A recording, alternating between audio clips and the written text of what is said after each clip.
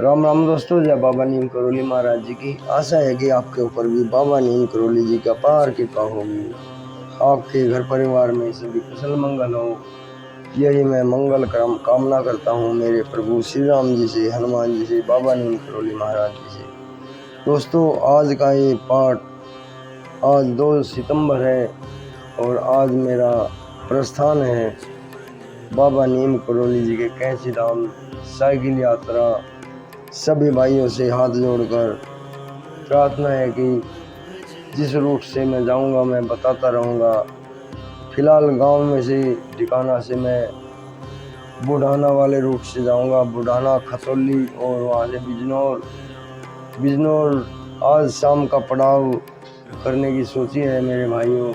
रास्ते में जो भी जिस भाई का गांव पड़ता है वही मुझे संपर्क कर ले। मेरी सभी वीडियो में मेरा संपर्क नंबर है डिस्क्रिप्शन में, तो सभी साथ जुड़े और पूरा सहयोग करें। आपके ऊपर बाबा नीम करोली जी की अपार कृपा होगी। दोस्तों, 10 दिन का ये रूट है मेरी यात्रा का आना जाना। मेरा अंदाज़ा है कि 10 दिन लग जाएंगे। बाबा जी की दर्शन करके आपके लिए प्रार्थना करूँगा। मेरे सभी भाई बाबा नीम करोली जी का यहीं घर बैठे आशीर्वाद प्राप्त कर ले। इसी मंगल कामना के साथ मैं अपनी यात्रा को पूर्ण करूंगा। अभी शुरू करते हैं। बहुत ही सुंदर प्रकरण है। ऊपर वाले की लाठी में आवाज नहीं होती। ऊपर वाले की लाठी में आवाज नहीं होती। बचपन से हम सभी यह कहावत सुनते आए हैं कि ऊपर वाले की लाठी में आवाज नहीं होती, और यह 100% सत्य है। ऊपर वाला सबको उसके कर्मों का फल अवश्य देता है।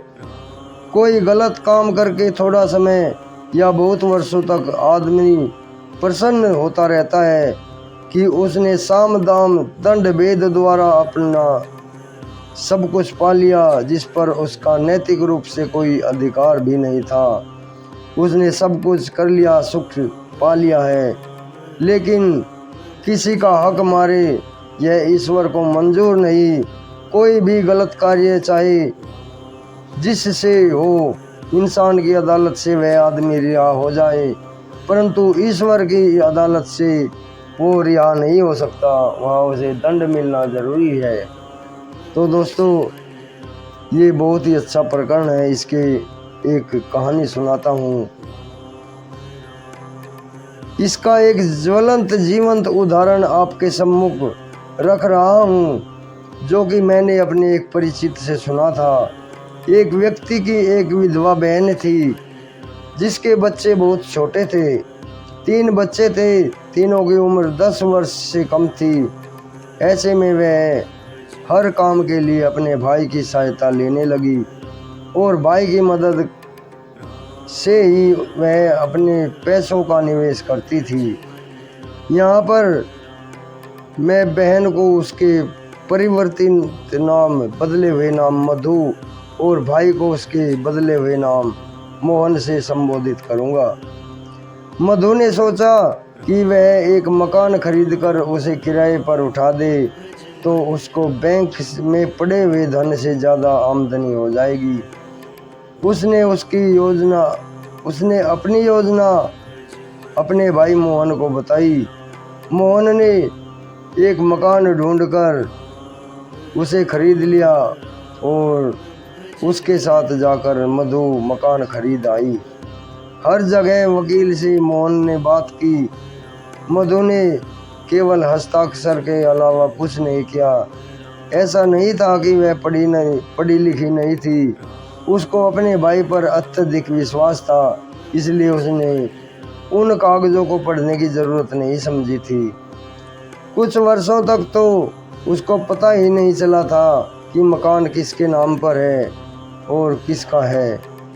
8-10 वर्षों बाद अपने बच्चों की शिक्षा के लिए मकान बेचने की सोची। तब उसे पता चला कि मकान तो भाई मोहन के नाम है। उसने बात की तो मोहन बोला, मकान उसके नाम है तो क्या इसमें बुराई है? इतने साल मैंने भी तो मेहनत की है तुम्हारी हर जगह मदद करके, तो इतना हक तो मुझे भी बनता है। मधु ने लड़ना उचित ना समझकर कर्जा लेकर अपने बच्चों को पढ़ाया। भाई से दूरी बना ली, उसके बच्चे भी अच्छी शिक्षा प्राप्त कर अच्छा कमाने लगे। सब बच्चों की विवाह शादी कर दी। इधर भाई के बच्चे पढ़ाई में कुछ खास ना कर पाए। ना तो उन्हें अच्छी नौकरी मिली, ना ही उनका अच्छा विवाह ही हुआ। विवाह के बाद भी भाई के दोनों बेटों का तलाक हो गया और स्वयं भी वो पैरालाइसिस का मरीज होकर बिस्तर पर लग गया। इस घटना को सुनकर सभी जानने वालों ने कहा कि ईश्वर की लाठी में आवाज नहीं होती। मोहन को उसके किए का फल मिल गया है। जितना ही मधु अब सुख पा रही है, उसके सभी बच्चे सुखपूर्वक उसे आदर सम्मान देते हैं और अच्छी नौकरी पर हैं। और जिन बच्चों के लिए मोहन ने छल कपट से मकान लिया, वह भी उसे अब नहीं पूछते। पत्नी की भी मृत्यु हो चुकी, वह एक दिन भर अकेले कमरे में बिस्तर पर पछतावा करता रहता है। उसके पास पछतावे के अलावा और कोई साधन नहीं है, क्योंकि उसके मुंह से बोल भी नहीं निकलता। तो ऊपर वाले के लाठी में आवाज़ नहीं होती। ऊपर वाले की महिमा परम्पार है। जय श्री राम, जय बाबा नीम। दोस्तों, आपको कैसी लगी ये कहानी?